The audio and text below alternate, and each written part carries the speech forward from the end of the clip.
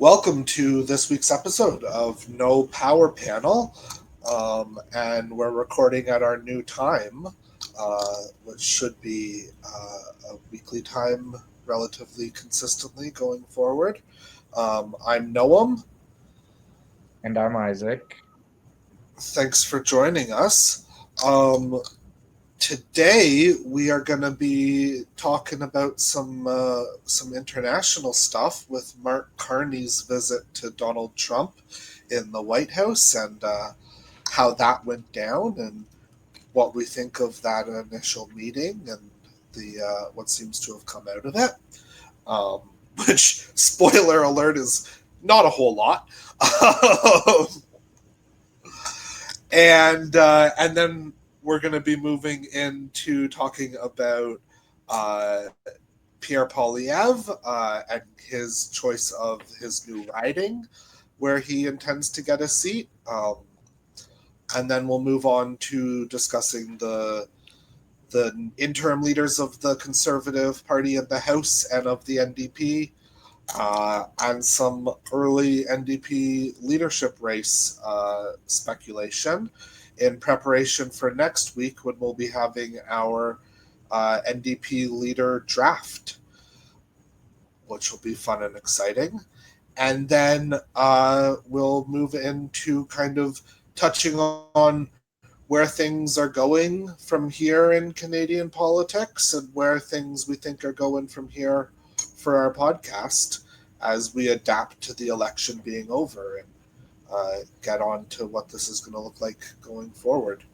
And then, of course, we'll have our weekly winners and losers as always. So that's a bit of an agenda for today, Isaac, but I think we're good to go.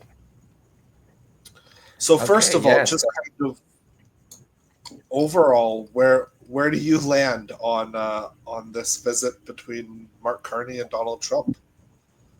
Well, at the end of the day, it was a photo op, and we knew it was going to be a photo op. So, I think photo ops can have important, ramifications, especially with someone like Trump. You just look at, the photo op with Zelensky. That wasn't just a photo op. No, but that's what I'm saying. So, it could become something else. So I think this is the best case scenario, is that it didn't become something else, and the negotiating in front of that White House press pool and having a working luncheon is not a real, that's not where the deals get, quote unquote deals get made, right? So I don't think anything good could have come out of this, but a lot of bad could have come out of it. And the fact that nothing bad came out of it, I guess, is good for Carney, the Liberals, and by extension, probably Canada. Trump coming out of it essentially saying, I hated your last guy, but Carney I like, and the White House putting out a glowing little sizzle reel of Carney. I think he said the right things. He was kind of glazing Trump, to use a little maybe lewd term, but it worked. It's obvious. I think it came off obvious that Carney's been in banking a long time. He knows how to deal with these kind of, to put it bluntly, egocentric assholes. So he knows how to talk to them. I think it's pretty evident, and I think that he said the right things to get Trump coming out of it, feeling good about him. It's kind of makes you feel sick inside that you have to be put in this position, but being put in this position, I think it went about as well as it could have. Obviously, there's no deal. There's no, pause on tariffs. They apparently reached a deal with the UK today. The US did. There's still going to be some blanket 10% tariffs for them, but they have a new trade deal. I think, the U.S. and Trump's administration is facing a lot of, their approval ratings are going down. The business leaders and donors, and where the Republican Party gets a lot of their money from, those people are really upset with them right now. So they are feeling those internal pressures, and I think they're also feeling pressures like they want to kind of like pump the market. You know what I mean? So it's like they need to like trickle out good news. Like they want to like, and it's like the market jumped today with that UK US news, and they're like, that's gonna excite them. I think that's gonna make them be like, oh, okay, if we do an announcement like this every couple days with a new country, and it just like pumps the market, like they're gonna get like their little lizard brains are gonna like that feedback. So I think this has set us up in a position where the tensions are down a little bit, the boiling point's down a little bit. The 51st state talk seems more like a joke now. It's not funny, but it seems like Trump is just like, he doesn't really care. Like, it doesn't seem like he cares, honestly. And it seems like he likes Carney more than his personal vendetta with Trudeau. So that's where I stand. I don't know what your thoughts are. No, I think that I agree with in a lot of respects. Certainly, the reality is that this was a photo op. It was never going to make or break any deal. And I think that the concerns of a Zelensky-style confrontation, that every world leader seems to be terrified now to walk into the Oval Office, which may have actually been the ultimate goal of that Zelensky interaction, was to unsettle that balance of people as they come into the office. And I think that it's really something that was never actually going to present itself with Carney. He is somebody who has been in these kinds of situations, negotiating places with blowhards like Trump before. And I think that he proved himself pretty capable of handling what Trump has to throw. The Canadian delegation appeared to be incredibly disciplined. You know, there were a couple of times where you could hear some of the American team laughing and whatnot, and the Canadian ministers who were sitting on the other side of that room were stone-faced, were silent the entire time, were just completely letting Mark Carney handle that interaction the way that he knew it needed to be handled. And I think that says a lot about the characteristics in terms of a leadership standpoint that Mark Carney brings to the role. I also think that we're in a situation where Carney this is Carney's mandate, right? Carney got his mandate based on the relationship with Trump and the relationship with the United States and how to negotiate that moving forward. So we're in a really telling moment as to whether Carney is going to be able to maintain his job, essentially,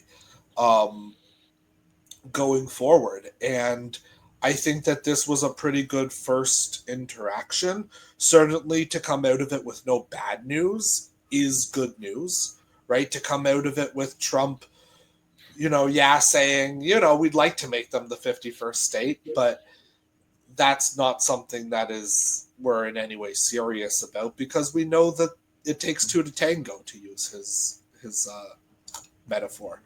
And I think that we're in a situation right now where Carney will continue to have these kinds of meetings every so often. We know now that Donald Trump is planning on attending the G7 in Alberta. So that'll be the next opportunity for some kind of face-to-face interaction. And I wonder about the dynamics of that meeting, and how world leaders together come at him. I thought that the one kind of really telling moment in that Oval Office exchange between Carney and Trump was when Carney talked about Trump redefining the world order and shaking things up.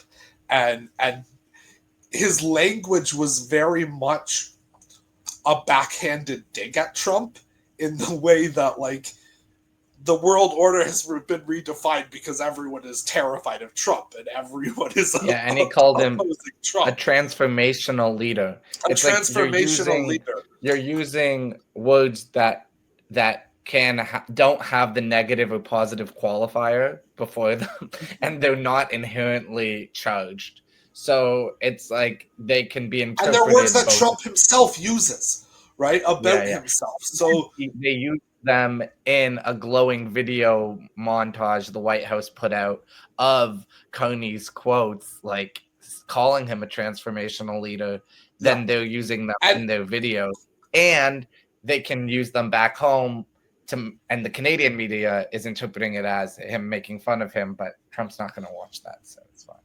Well, and let's be honest, like, that's what it was, right? Mm-hmm. Trump can think what he wants, and Carney did this so that Trump would think what he wants. But all you have to do is listen to Mark Carney talk about Trump for 5 minutes in Canada to Canadians, and you understand what he's truly saying. Speaking of that, were you surprised that Trump said he watched the debates? Do you think he actually watched the debates? I actually think he might have, because I actually think he probably did. And he was saying, like, for the last couple of weeks of the campaign, he did say a couple times, oh, the conservative, he's no friend of Trump. He doesn't like Trump. You know, he might be, like, where would he be getting that info if he didn't actually, like, watch him talking about it? And in the debates, you know, Poilievre was amping up the anti-Trump rhetoric because that's what the Canadian electorate wanted. That's what he so needed. I wouldn't be surprised if he actually did it. If not watch the whole thing, watch clips like on the news or something. It would be good. You know, I think he probably did. I think that Trump genuinely kind of loves this kind of stuff. It's a part of what makes him as good at electoral politics as he is. And we can dislike him, but he's won the presidency 2 times from being out of office. He doesn't suck at politics. And so I think that he genuinely does have real affection and enjoyment for the artifice of political theater. And so I can absolutely see him watching federal debates from other countries' elections that he's interested in, just to get that rush of whatever it gives us political junkies. You can tell he actually, like, obviously, like, even before he was president, like, it was like he was always like tweeting about like the news and like tweeting about politicians and about, like, he genuinely is like that type of, like, sit on the couch and like watch like other things, and he as you said, he likes the theater of it also. It makes sense. So yeah, I think he did probably watch the debates, and I think that his compliments of Carney were probably genuine, right? I think that Carney probably understood that the likelihood is that Trump was going to see some of what was at the debates. And so in the debates, there were these kinds of moments where he was saying things like this that weren't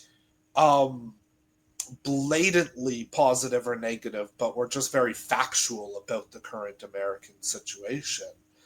And he's presenting it in a way that to Trump's ears didn't have to be 100% critical. And I think that that's a lesson that I wonder if more international politicians will start using with Trump. I think also, like, it ended up benefiting Carney, right? Because Carney didn't have to, in those last weeks of the campaign, like, make his position known. Like, he was the elbows up guy. That was his brand. Like, they were already, like, positioned that way. So he kind of could just, like, make those types of statements versus Poilievre, who had to kind of come out and, like, attack and, like, prove that he wasn't Trump, which, if anything, like, turned Trump off if he followed any sort of those quotes, or, like, not even if he did, but if his, like, people were like, okay, this guy, like, the conservative guy isn't, like, trying to win by aligning with you, he's trying to win by attacking you right now. Like, that kind of, like, thing probably pisses him off. You know, he wants a candidate who he can say, and he can send out the tweet and say, like, this guy who I endorsed, or this guy ran trying to, like, mimic me, or this guy, he likes doing that. Like, congratulations to I forget the guy's name, but out of the Netherlands, you know, who or Oidawan, like, congrats, you know. But he wants to have his friends, they have been outwardly saying, the right-wing candidate has been, like, saying they're aligned with Trump. He can have that, like, mutual kind of relationship. And I think when Poilievre wasn't giving him that, it offended him. He's like, well, you're not real. Absolutely. It's a bind that Trump has put the right wing in, is that if you don't present as a Trump figure, then that might be something that, moderates and progressives look at as a positive. But those are people that aren't going to be voting conservative likely anyway. And I just want to correct myself. I meant Orban out of Hungary, not Erdogan Yes. of Turkey. Yeah, I misspoke. And so misspeaking happens. And so I think that it's a pretty common thing that this is now a dilemma that right-wing politicians are having in various countries. We saw it in Canada. We saw it in the Australia elections, where the Liberal Party, which is their Conservative Party, were ahead in the polls for most of the last couple of years. And then similarly to the trajectory of our Liberal Party, although not quite so dramatically, the Labour Party ended up soaring to a pretty crushing victory on the back of comparing Dutton, who was the Liberal leader, to Donald Trump in a lot of his performance and some policy areas. And it's this dilemma where, yeah, you can distance yourself in the way that both Poilievre and Dutton tried to, but what you end up doing then is probably alienating some of your base who are Trump loyalists, even in our other countries. And so it's a fascinating dynamic that is going to be interesting to watch amongst the right wing over the course of the next number of years as more of these things play out. So speaking of Poilievre, do we want to move on to his next steps? Yeah, sure. Yeah, so Pierre Poilievre last week, almost immediately after Mark Carney answered the question in his press conference last Friday about the fact that he would be willing to grant Pierre Poilievre a by-election as soon as possible in order for him to get back into the House of Commons. Which I have to say, that decision on Mark Carney's good move. Good move. Really, really good move. Good step towards having a more productive House of Commons than Trudeau has had for the last couple of years. I think that the likelihood is that if he had won a majority on election day, we might not have seen that. We might have seen him be more willing to allow for some time and maybe hope that the Conservative knives out thing that they sometimes like to do would take over. But I think that he really does understand that his best chance of re-election is against Pierre Poilievre again. Yeah. And his best chance of making that happen is to get Pierre Poilievre back into the House of Commons as quick as possible. So I think that it plays well in terms of a sports. Go ahead.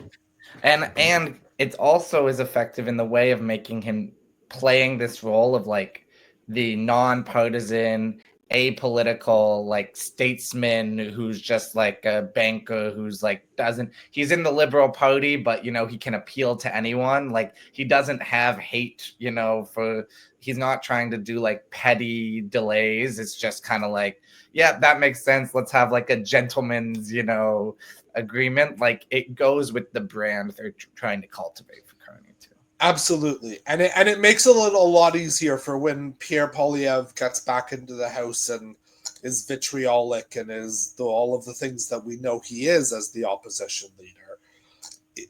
It gives Mark Carney a very easy way to kind of just look at the speaker and go, look, I helped this guy get back into the House to try and have some genuine, honest policy debates. Mm-hmm. And this is just ridiculous, and I'm not going to dignify it with a response. And that argument becomes a lot easier to make if you have had that pre-factor that you talk about of that sportsman-like can appeal across parties kind of role. So Pierre Poilievre announced after Mark Carney said that he had accepted the offer of one of his newly elected members in Alberta to step down and allow Pierre Poilievre to seek that seat. We should note that while Pierre Poilievre has represented the Ontario riding of Carleton for the last more than 20 years, he was raised in Alberta. I believe his family still lives there. He still very much identifies as an Albertan. So count that for what you will. I mean, I'm not quite sure, given the feelings of Albertans towards Ottawa right now, whether having a guy who has only ever worked in Ottawa and represented an Ottawa riding for more than 20 years run in a rural Alberta seat might not be where I would have picked it if I They're going to get 80% of the vote. Probably, Yeah. but messaging-wise, you open yourself up to having how many people between now and when that by-election day happens posting things and talking about the fact, and it just allows more of that inflammatory rhetoric amongst that hard right faction to increase, and it gives the Liberals a talking point where you could have denied them one. So, why not run in one of their safe seats in Ontario or one of their safe seats in British Columbia or whatever, and make that move? I'm not quite sure why that wasn't considered, other than the fact that he's originally from Alberta. Yeah, I don't believe, from my perspective, that the Liberals are going to run a competitive race there, like actually try to even run a race at all. There's kind of, based on that like gentleman's agreement, the Steve Paikin types like to talk about it, where it's like that when the leader loses their seat and they're getting back into a legislature, it's like, we'll stand back. What I could see happening is the PPC got 10% in 2021 in this riding. So based on what you're saying, I do think there is a certain group in that riding, especially, it's probably demographically going to be one of the PPC's best ridings, and it has been in the past. Like they could go for this seat hard, and if they do run Bernier in it, I do think like it might be like those people who might be pissed for the reasons you're saying, like would go PPC, So I agree with you, but I think running Bernier would be a mistake. Yeah. Because you can't make that argument. Yeah. What the PPC would need to do is run a local farmer to that riding. And so we'll see what happens from their perspective, but I could see them getting like 15-20%, like honestly, if they actually put every resource they have behind it, to get second, to get second. I think it's a possibility, and I think Poilievre's got to be careful not to take the bait, because like when it's like, if he's going to be trying to appeal, like they're going to be calling him these things, he's got to just stay the course and not take that outright, the PPC, like not let it be a race to the right for the seat, not let it even be a race. Just be Poilievre, you'll get elected. Don't make yourself seem rational if they do start throwing mud, and differentiate yourself from that like alt-right crowd. But we'll see. It could get tricky, I think, if he does, if he is caught saying anything, trying to appeal to, that riding, which doesn't appeal Canada-wide in Battle River-Crowfoot. Yes, I think that makes sense. Do you think that this new legislation from the UCP in Alberta around petitions and referenda adds any kind of element to this race. Any kind of those kinds of things, does it make it more likely for something like that to be a factor? Oh yeah, and I think it's dangerous for Poilievre.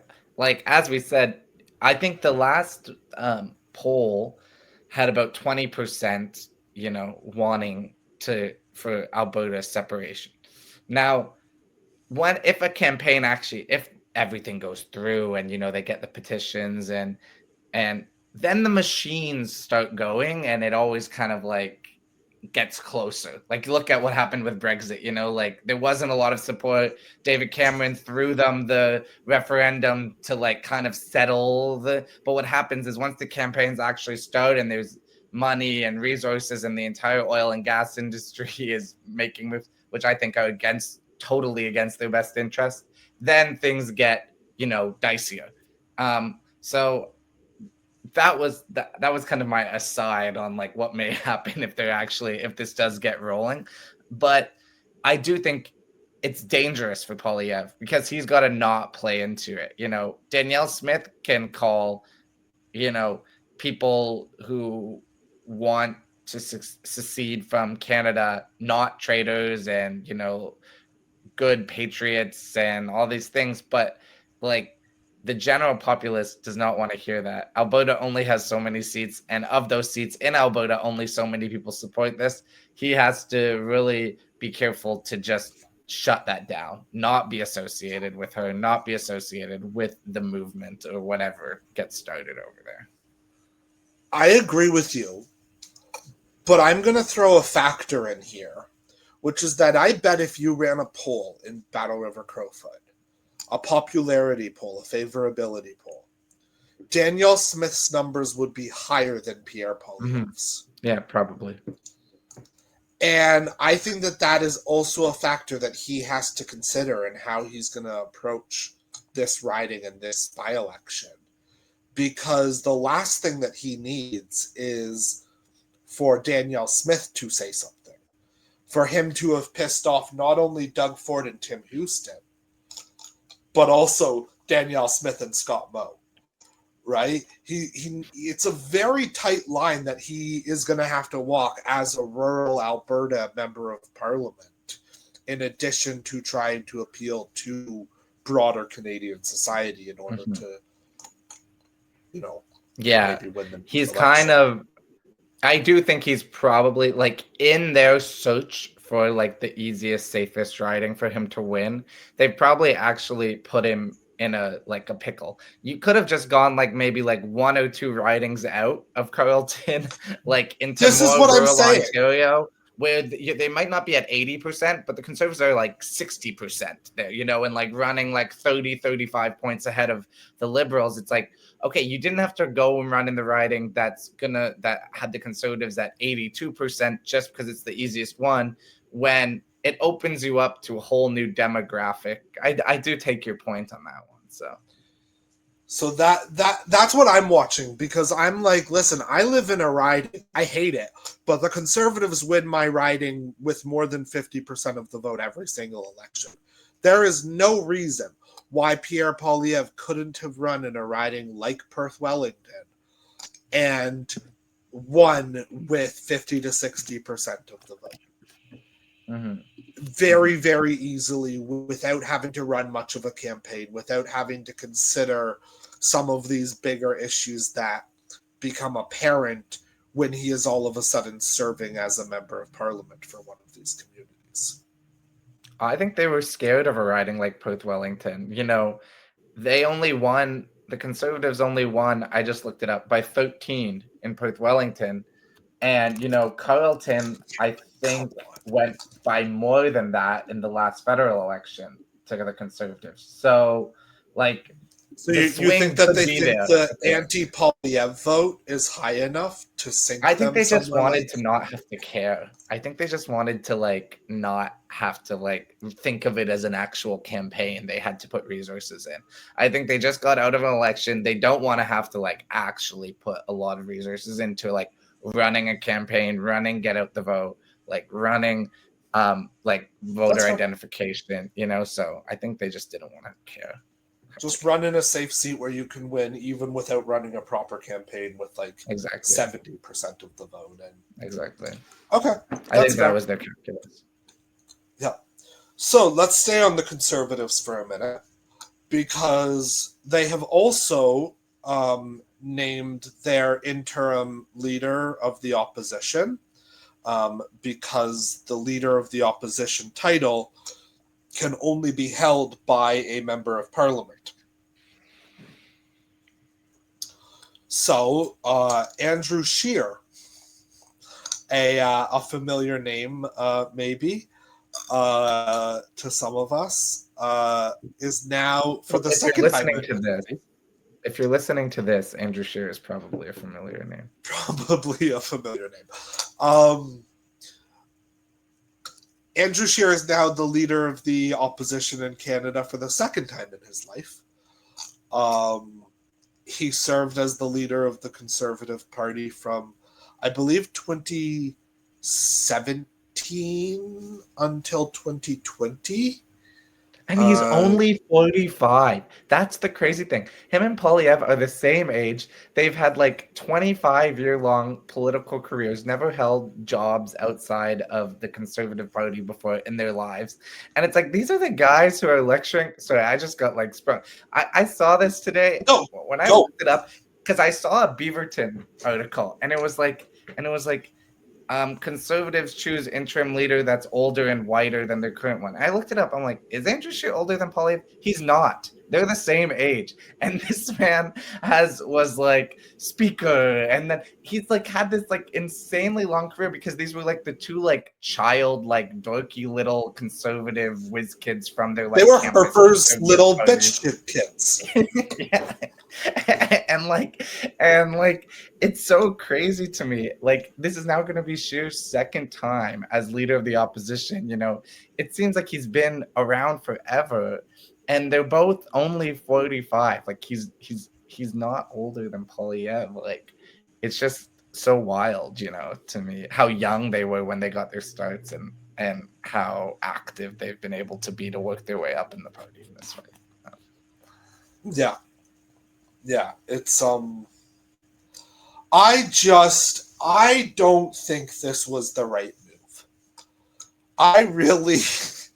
Andrew Scheer lost to Justin Trudeau 2 weeks after blackface came out. Mm-hmm. I'm sorry. If you are trying to present, if you learned the lessons of this election campaign that we've just had, you would not have picked Andrew Scheer. Andrew Scheer was able to be truly demonized to almost every Canadian for his radical right-wing crazy agenda that he genuinely actually believes in. Whereas Poilievre, on some of these issues, you might be able to maintain an argument around him being slightly more moderate, personally. Andrew Scheer is not. Andrew Scheer has voted against every single piece of progressive legislation ever presented in his more than 20 years in the House of Commons. He's deeply partisan. He is deeply unpopular still. Mm-hmm. I just don't know why, unless this is the only thing, because I've been thinking about this. The only reason I can think of as to why Andrew Scheer was chosen was because Poilievre is so deeply paranoid about his leadership during the period of time in which he isn't an active member of parliament. He's so paranoid that that's going to result in his leadership being overturned, that the alternative that he has presented, not only to the Conservative Party, but to the country, is someone who he already knows, already has the proof, is so much more unacceptable than he is. Mm-hmm. So, so this was a caucus vote, right? So you're saying it's like a Poilievre dictates, says this is who I want it to be, and then caucus, since they all support Poilievre right now, which we know is true, not all, but like the vast majority, to the point where the minority doesn't even feel like they can say if they don't, outwardly, like it's essentially like Poilievre's our leader, we're sticking with Poilievre, and whoever he wants, we're going with that. That's what happened. That's what happened. I just wanted to be clear on like what you're claiming, you know, in terms of, but just go over the actual ritual, the actual process. The procedure is that the procedures would be a caucus vote. That is how Scheer was elected, but it's like it would be based on whatever dictation, right? Exactly. Exactly. Yeah. And I do think this is still the party of Poilievre. And I listened to an interview with Scheer on Power and Politics. And, you know, Scheer is essentially saying, David Cochrane's asking about what's the process for the staff. You know, like there's been a lot of talk of Jenny Byrne, and who is Poilievre's chief of staff, campaign chief. I don't know the official title, but campaign manager, campaign director was her official title. You know, there's this, are we going to turn these people over? Are we going to have some reflection? He sounded like he's saying not really, essentially. Like essentially saying they're betting on, we gained 12%, we expanded and made inroads in other communities, and they don't seem to actually be afraid, or else they're not presenting that right now. They think the reason they lost was because of external circumstances, Trump and Trudeau leaving, and people not knowing Carney. I think that's a lot to bet on. I think they're really getting ahead of themselves and saying people are going to not like Carney after 2 years. How do you know? If Carney's a relatively popular prime minister, which he very well could be, there's probably like a 50-50 chance it could go either way, but he could be popular. You know, if he's sitting over 50% approval when the next, you know, election comes along, you're going to be screwed. Like there's nothing you're going to do. And I guess they're betting on, well, if that happens, even if we do change course, we're not going to win anyway. Like, so it's like, why do we change course and try to use different tactics when the only situation where we lose is Carney's popular, and if he's popular, we're not going to get those people back anyway. I guess maybe they're saying, so like stick to our guns, stick to what we're doing right now, and like, yeah. I think that that's a part of it. I think that that has always been Jenny Byrne's theory of the case in terms of Conservative election success.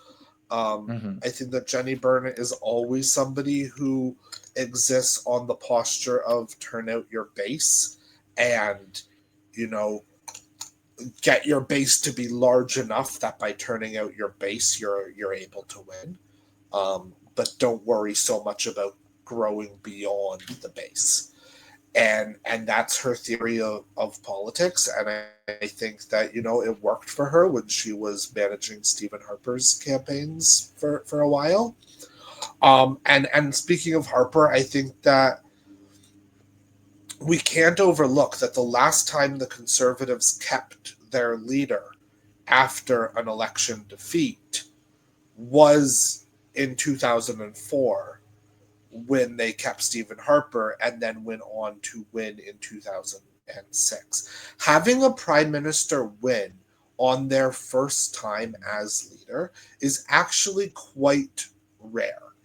Oftentimes people win on their second time at bat, especially in terms of provincial politics, but also federal when you look historically. There's often kind of an adjustment period that the public needs. Now, that being said, following the 2004 election, the way that Harper was able to stay on as leader was by firing his chief of staff, firing his campaign director, firing his communications director, firing his pollster, right? Like, he did do a turnover. The party did change the way that they were acting in certain ways, and they did seem to learn some of the lessons of the 2004 federal election campaign when they lost, and that did lead them to go on and win for several years.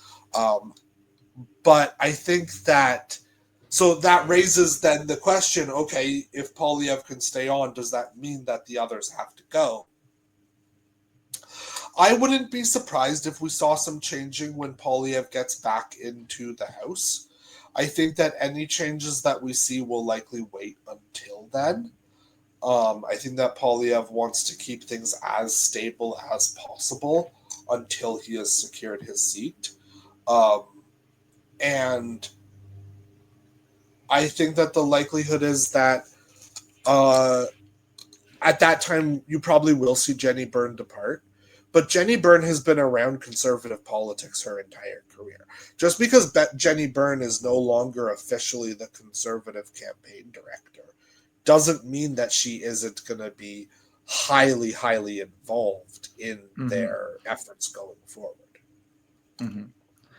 And I do think, Jenny Byrne is one person, and as we know how campaigns are run, like, we often talk about the leader, and then, when the public can glom on to the name that's at the top of the staff, then they use that name too. But in reality, it's a whole orbit of people, there's dozens of people who are the ones, at least in some decision-making process, and then a handful of people who actually get to have, final word on a lot of things. So it's kind of like a placeholder, so it's a matter of looking at, like, the staff he has around him as a whole too. So we'll see what happens there. We'll see what happens. For now, I think Andrew Scheer probably presents pretty standardly. We've seen how he presents in the House. We're not going to have any major surprises. I think that question period between him and Mark Carney probably looks pretty boring, if I'm being honest. Andrew Scheer is not a flamethrower of a speaker in the way that Poilievre is. And Mark Carney is not the personality that Justin Trudeau was. So I think that, we're in for, I would guess, pretty kind of standard legislative times, which is actually probably pretty good for the country. And in question period, Justin Trudeau was a gift to the opposition because he would never answer a question, right? So it's like they would say the question, he'd do his little stump, turn around, smug look, and do his little, like, oh, well, this is what we'd expect from the conservatives who don't care about the middle class and those who are working hard to join it. It's like he would do his little thing, and then they would just be like, well, you're not answering the question, or why, and they would just attack.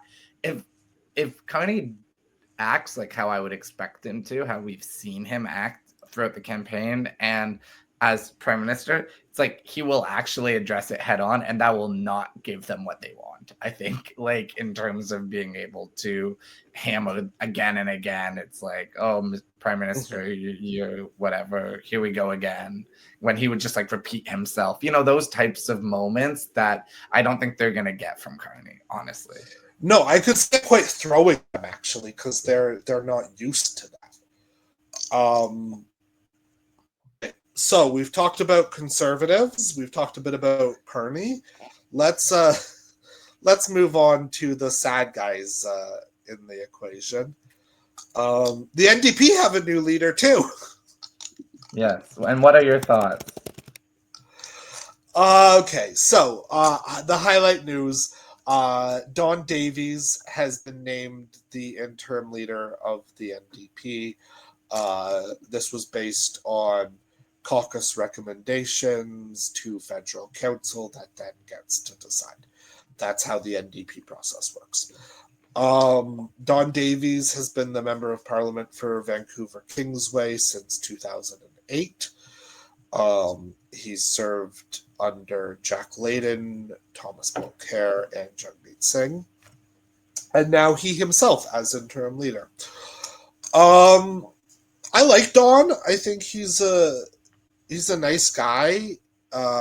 He understands Parliament. He understands politics. He understands his files. He's very well spoken, very well researched on what he wants to talk about. But he's pretty boring. Yeah. He doesn't elicit which is fine from anyone. Yeah, he's an interim leader. It doesn't really they don't need anything right now transformational. So I think that he is very much there. The way that I read it, because he was the first person to come out and secure his position as the NDP negotiating point to support the government should be getting official party status. And I think that that's a fair position for them to be taking as a starting point. They have 7 caucus members. I think that there's no reason why the Liberals couldn't say, okay, official party status starts at 6, cut it down in half from where it is right now at 12. I don't know that they're likely to do that, but I think that Don Davies was chosen to try and secure the NDP that as a goal because he made it clear that that was his starting point.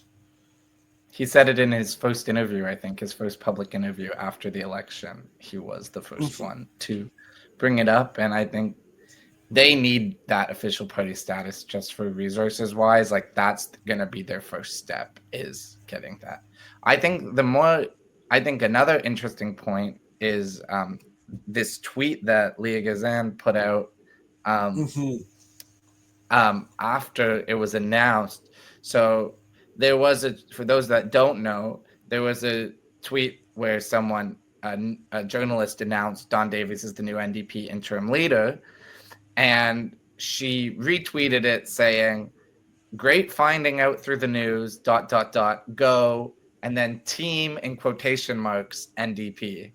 So that does not bode well, I think, for caucus unity, for how the 7 members of the caucus, some of them might be feeling about the party leadership. The fact that she feels like she can tweet this is not a good sign, I think, for the party. I think that's more telling, like, not so much exactly what she's saying, but just like the dynamics of that she's thinking this can happen. She can put this out there. I think is an interesting absolutely.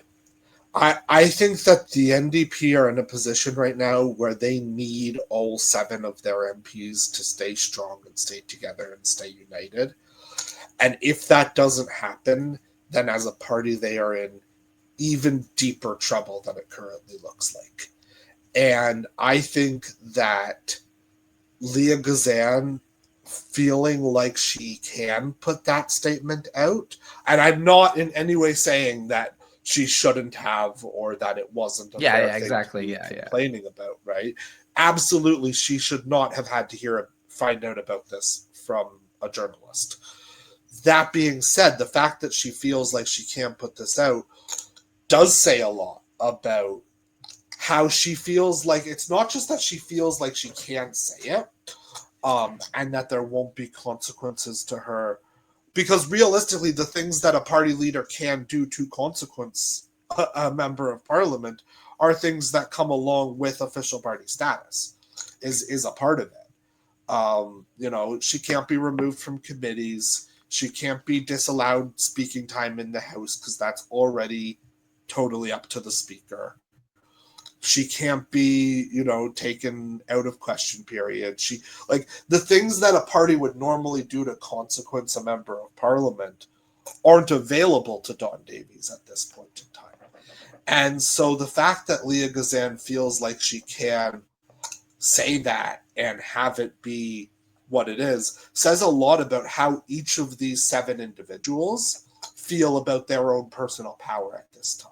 It says a lot about how each of them are going to navigate with each other, right? They're not even officially a caucus right now. They are a grouping of MPs that all identify with the same political party. And it's fascinating to watch. The last time we've seen a dynamic like this was with the Ontario Liberals,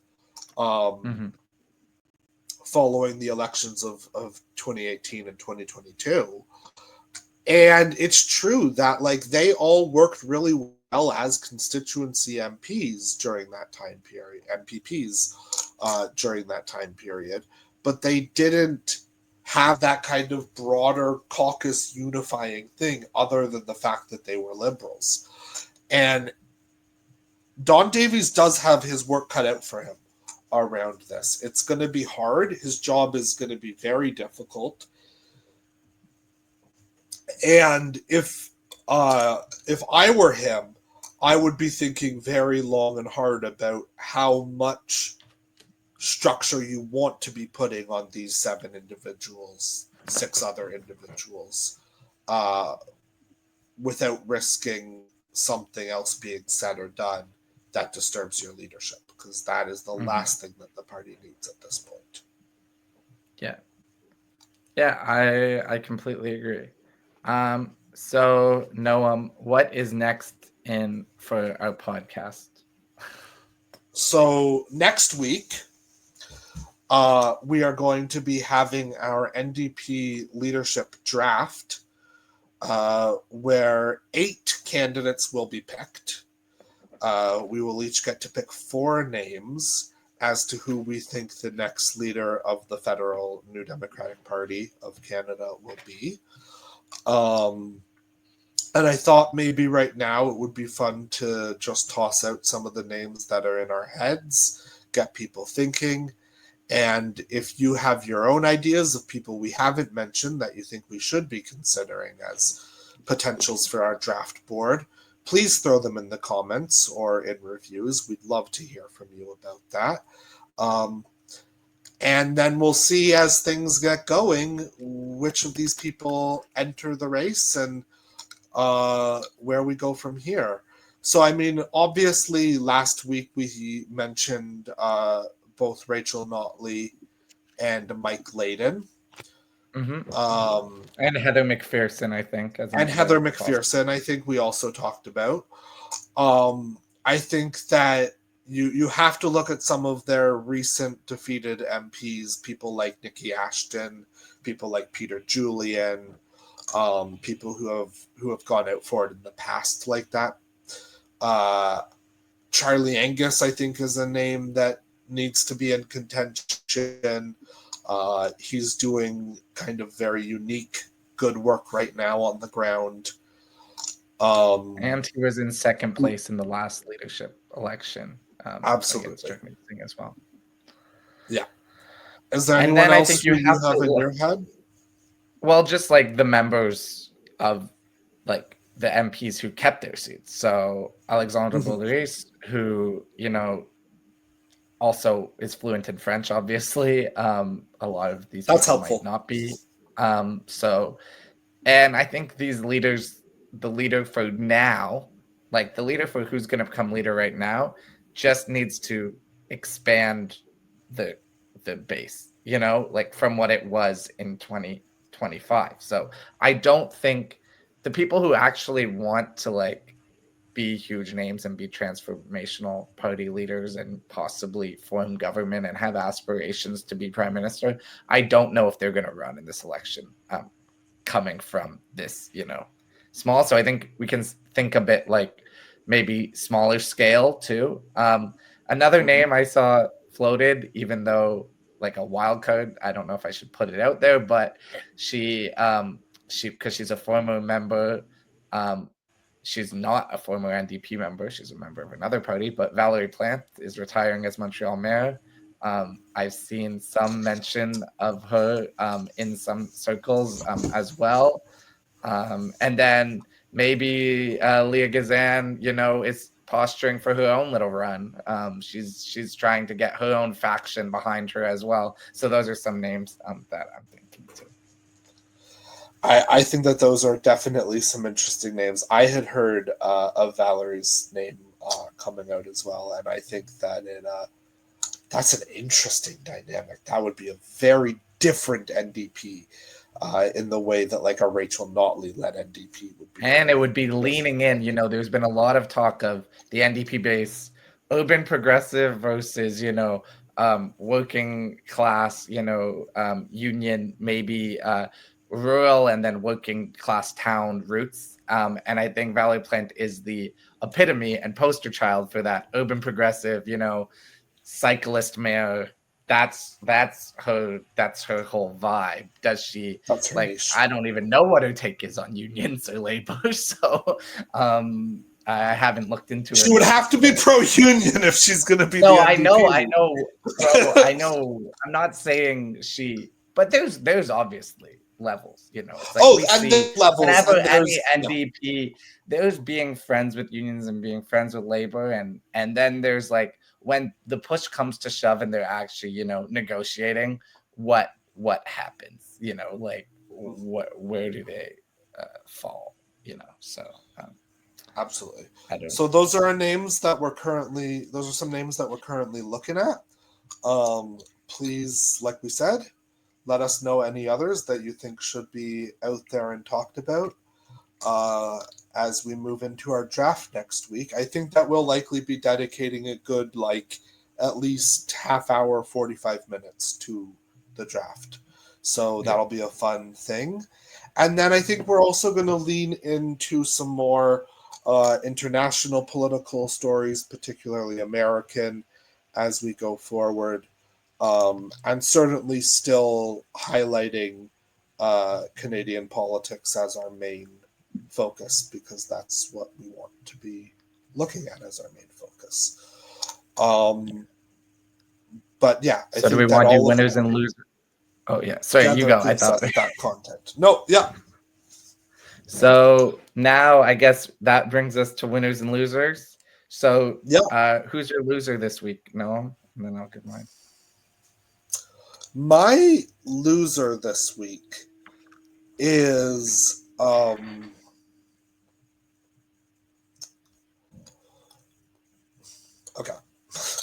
My loser this week is Donald Trump.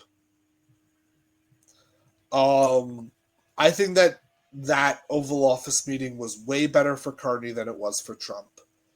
I think that Trump's approval ratings tanking and continuing to tank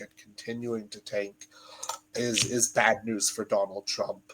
I think that all of the new scandals and all of the new issues that we are seeing come out every day are all bad news for Donald Trump. I think that Donald Trump is on already the downswing of his presidency at this point. I think that the announcement of the deal with England and that having an uptick, immediately contradicting what he was saying about not really needing deals in the meeting with Carney, makes him look weak, makes him look like he doesn't know what he's talking about, combats some of the talking points that they have been putting towards him in terms of his level of knowledge and intelligence on these kinds of things that he clearly doesn't know very much about. So all of that factored together makes me say that Donald Trump is my loser of the week. Yep. Sounds good, and I agree. So I'll go to Canada, and I'll say my loser is, just as you discussed earlier, Don Davies. I think he's going to have a thankless job. I think he's going to have a tough job ahead. I don't want to repeat too much because it was basically just in the segment before this what we were saying, but essentially, I think he's in like a no-win situation right now. And maybe they get official party status and that will be the win. And he'll be regarded on well by the party for getting through that this time. But I think he's not in a good position, and it's going to be challenging for him, essentially. I think that's a pretty good pick, too. All right. And So winners. Who's your winner, Isaac? My winner is a group of people. It's insider traders in Trump's circle. So Okay. essentially, anyone who's getting the information that's allowing them to know when to buy or sell, because I'm sure there's a lot of them, because this is like blatant market manipulation, the constant talk of, leading up to Liberation Day, knowing what's going to happen, and then just like these little daily announcements that the market reacts to so volatilely, with such high, like the swings are so high, like we're seeing really high volatility in the market. And I think that's only benefiting the people around Trump who know what's coming. And I'm sure they're all having a great time betting on horses that they know are going to win or lose. So that's my winners this week. Yeah. Yay. All right. Your winner's the inverse of my loser. It's great. All right. My winner for the week is Mark Carney, who I think is now our third is winner of the week for 3 weeks. Yeah. Our third time winner of the week. But I just have to say that, like, I think that he genuinely killed the Trump meeting, did everything that he needed to do in it, to have the talking come out of it be, while not actually getting any wins or any gains or any, thing, but all of the talking out of it, both in the States and in Canada, was about how Carney looked professional, Carney looked strong, Carney understood what he was doing. He was the smart one in the room, and Trump was rambling on in a Trump-like fashion. And I think that presented the contrast image that Carney needed to present to the country in the aftermath of the election to have his mandate at least stick until Parliament comes in, right? You can imagine a scenario where if this meeting hadn't gone well for Carney, had been more of a Zelensky type affair, that we could have seen the Conservatives back ahead of the Liberals before Parliament is even back in session. And then the talking points become all, this is a government without a mandate, blah, blah, blah, blah, blah. I think that Carney secured his mandate, secured his ability to do the work that he needs to do, at least in the short term. And I also think that the agenda that he presented at his first post-election press conference, which we didn't even touch on really, was an ambitious, intelligent, well put together agenda that, if he can achieve it, will really put him in the history books as quite a consequential leader.